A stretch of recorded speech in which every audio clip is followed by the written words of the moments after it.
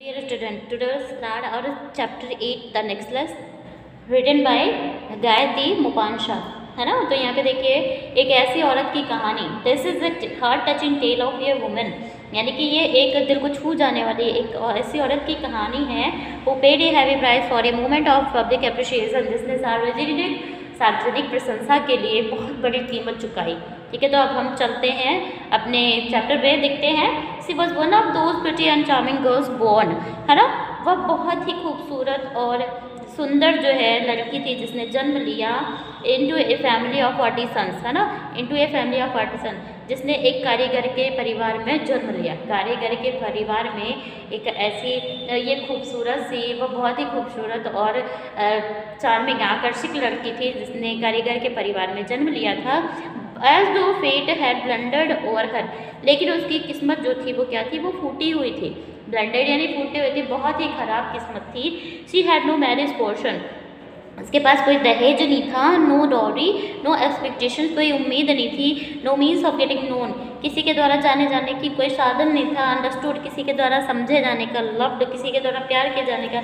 And वेडेड by a man, एक ऐसे व्यक्ति के साथ शादी किए जाने का जो उसे सम्मान दे, जो वेल्थ हो यानी धनी हो, है ना। ऐसे जो है ऐसी बिल्कुल भी चीज़ें नहीं थी। And she let herself be married off to a little clerk in the ministry of education, तो उसने खुद ही क्या किया, शिक्षा मंत्रालय के एक छोटे से क्लर्क के साथ उसने खुद ही शादी कर ली। फिर देखिए, her taste were simple because she had never been able to afford any other.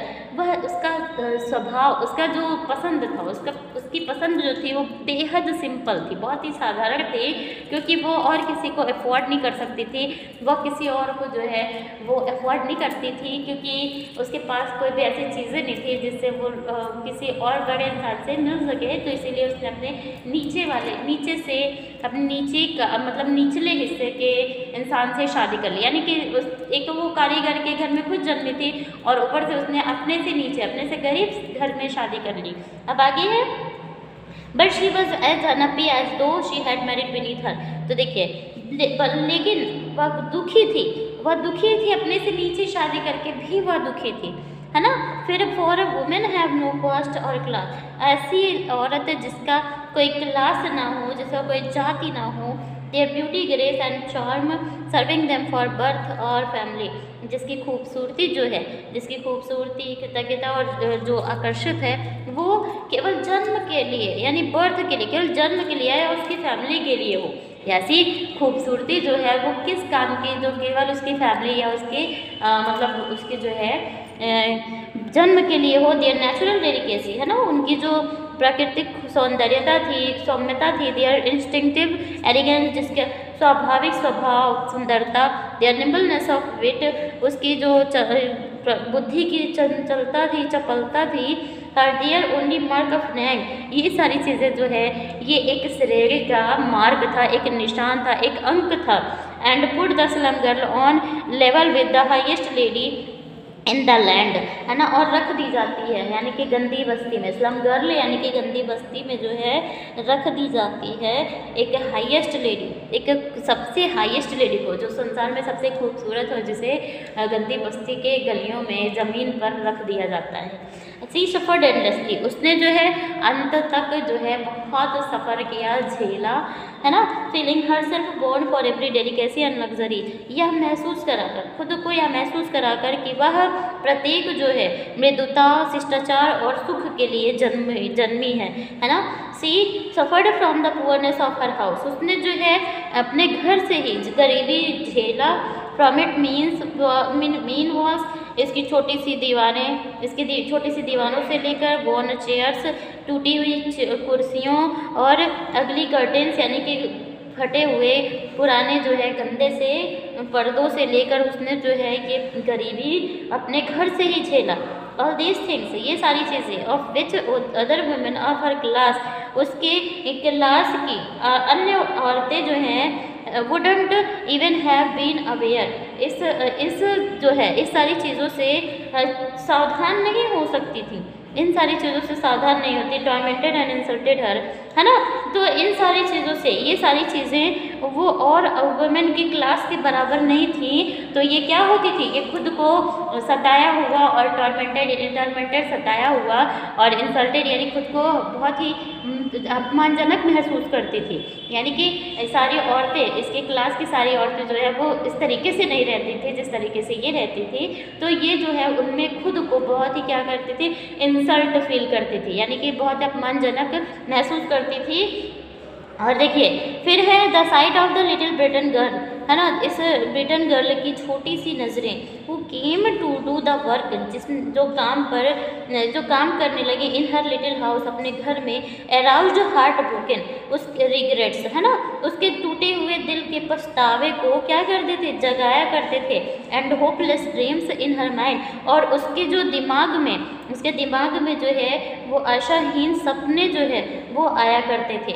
आशाहीन यानी कि निराशा भरे सपने जो है वो आया करते थे।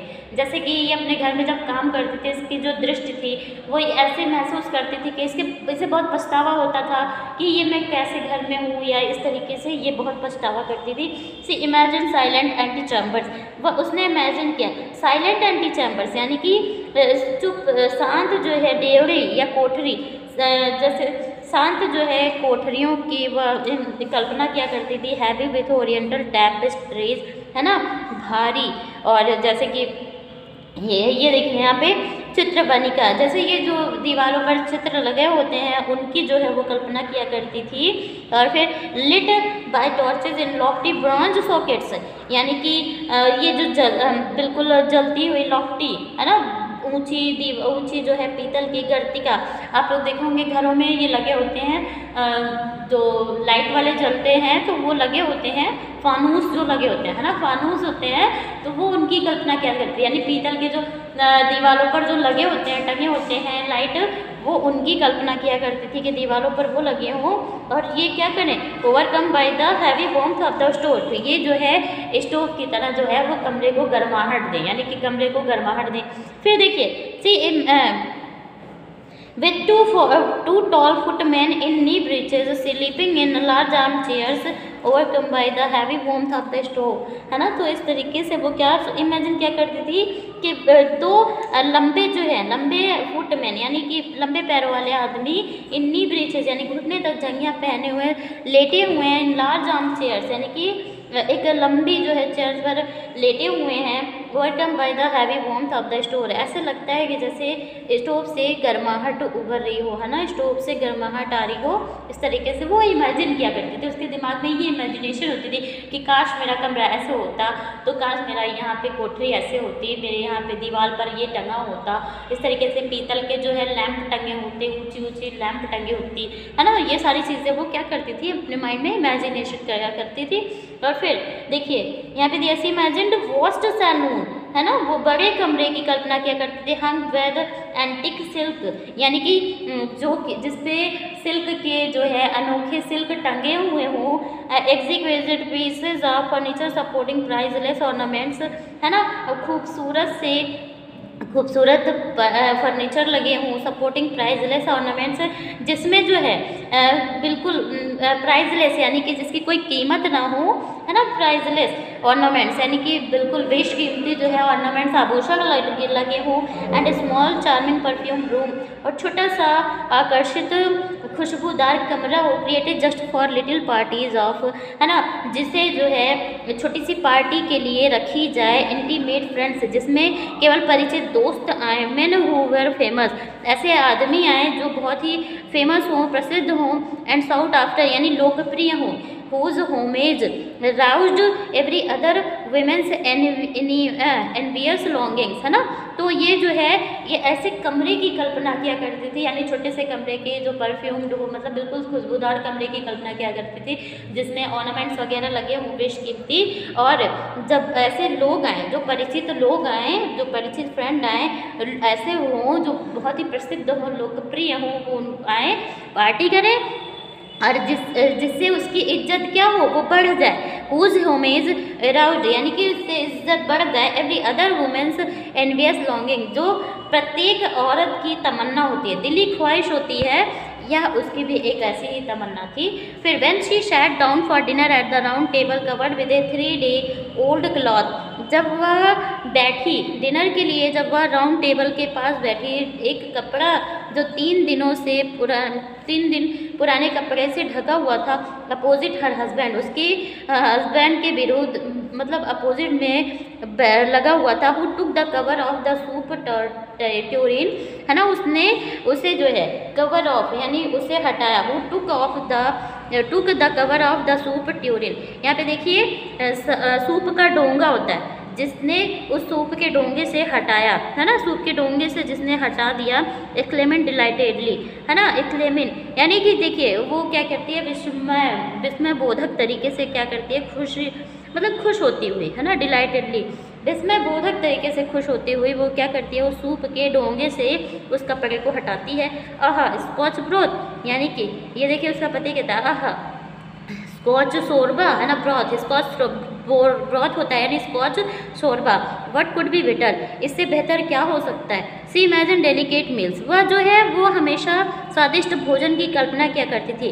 ग्लीमिंग सिल्वर यानी चमचमाती हुई चांदी की, tapestry peopling the walls with folk of a past age and strange birds in fairy forest, वह हमेशा जो है चित्र की, है ना, ऐसे चित्रों की कल्पना करते थे जो दीवार पे लगे होते हैं, टंगे होते हैं, with folk of past age, यानी कि लोग मतलब पुराने लोगों की, पुराने अतीत के जो है लोग लगे होती हैं, दीवारों पर बनी होती हैं, यानी पिक्चर होती हैं जो पुराने टाइम के, वो उन पिक्चरों की कल्पना किया करती थी दीवारों पर। एंड स्क्रीन बर्ड, और अद्भुत पक्षियों की, इन फेरी फॉरेस्ट यानी कि परियों के जंगल में क्या अद्भुत पक्षियों की कल्पना किया करती थी। सी इमेजिन डेलिकेट फूड, वह हमेशा जो है स्वादिष्ट भोजन की कल्पना किया करती थी। सर्व्ड इन मार्वलस डिशेज, यानी कि बेशकीमती जो है बर्तन में परोसे जाने की। मर्मर्ड गैलेंट्रीज, है ना, और क्या करती है, भुनभुनाई, है ना, भुनभुनाई, मर्मर्ड यानी बुदबुदाई, गैलेंट्रीज यानी ये सारी चीज़ों का ब्यौरा देती हुई वो बुदबुदाई। ठीक है, तो आगे है फिर listened to with an inscrutable, तो यानी कि वो रहस्यपूर्ण तरीके से इसे सुना, रहस्यपूर्ण तरीके से वो सुना। Smile as one preferred with the rosy flesh of trout और विंग्स ऑफ एस्परस चिकन, तो यहाँ पे देखिए एस्पेरागस जो है वो एक सतावरी चिकन, है ना, ट्राउट एक मछली है, तो वह देखिए लिसन टू विद एन इंस्क्रटेबल, तो ये जो है ये सुनता है, रहस्यपूर्ण जो है रहस्यपूर्ण तरीके से इसे सुनता है। मिस्टीरियस इमेजिन मतलब सुना, listen to with an inscrutable, तो यहाँ पे देखिए रहस्यपूर्ण तरीके से इसे सुना। स्माइल एज वन प्रिफर्ड, हल्की बात से मुस्कुराया। विद द रोजी फ्लैश, और रोजी फ्लैश यानी लाल रंग के मांस, और ट्राउट मछली के मांस, देखिए यहाँ पे दिया हुआ फिगर में मछली, और विंग्स ऑफ एस्पेरागस चिकन, या जो है एक सतावरी चिकन का जो पंख है उसको देखकर वो मुस्कुराया। सी हैड नो क्लॉथ्स, उसके पास कोई कपड़े नहीं थे। नो ज्वेल्स, कोई ज्वेलरी नहीं थी। नथिंग, कुछ नहीं था।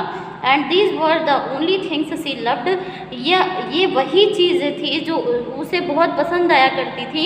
She felt that she was made for them, उसे ये लगता था, महसूस होता था कि वह केवल इन्हीं सब चीज़ों के लिए बनी थी, है ना। उसके पास मछली चिकन वगैरह सूप के अलावा खाने के लिए कुछ भी नहीं था, और वो इसे देखकर ही खुश हो, उसे ही अपना सब कुछ समझती थी, उसे ही प्यार करने लगी थी, उसे ही लाइक करने लगी थी, और यह सोचने लगी थी, महसूस कर रही थी कि ये सारी चीज़ें उसी के लिए बनाई गई हैं। She had longed so eagerly to charm, वह जो है वह बहुत ही खूबसूरत दिखने के लिए इतनी उत्सुक थी। टू बी डिज़ायर्ड, उसकी इच्छा थी। To be wildly attractive and sought after, वह जो है लोकप्रिय होना चाहती थी, बहुत ही व्यापक तरीके से जो है आकर्षित और लगना चाहती थी। She had a rich friend, उसके पास एक धनी दोस्त था, मित्र था। एन ओल्ड स्कूल फ्रेंड, एक स्कूल फ्रेंड था, school friend whom she refused to visit, जिसको उसने मिलने से मना कर दिया। Because she suffered so keenly, वो जो है बहुत ही ज़्यादा जो है गौर से झेल रही थी। व्हेन शी रिटर्न होम, जब वह घर वापस आई। बहुत ज़्यादा वो झेल रही थी। सी वुड वीप होल डे, वह पूरे दिन रोती रही। विद ग्रीफ, दुख से, पछतावे से, डिसेपियर एंड माइजरी, वह दुख, पछतावा और इस तरीके से पूरा दिन रोती रही, है ना। जब वह उसने उसको मिलने से मना कर दिया, अपने स्कूल फ्रेंड को मिलने से मना कर दिया, क्योंकि वो बहुत रिच था और ये बहुत ही गरीब थी। तो फिर आगे है, one evening her husband came home with an exultant air. ये तो देखिए, एक शाम उसका पति जो है बिल्कुल खुशनुमा, है ना, खुशनुमा जो है तरीके से घर वापस आया। Holding a large envelope in his hand, अपने हाथों में बड़ा सा लिफाफा लिए हुए वह घर में बहुत ही खुशनुमा तरीके से आता है। तो बच्चों, आप लोग इतना पढ़ लीजिएगा, आगे की कहानी आपको बाद में बता दी जाएगी।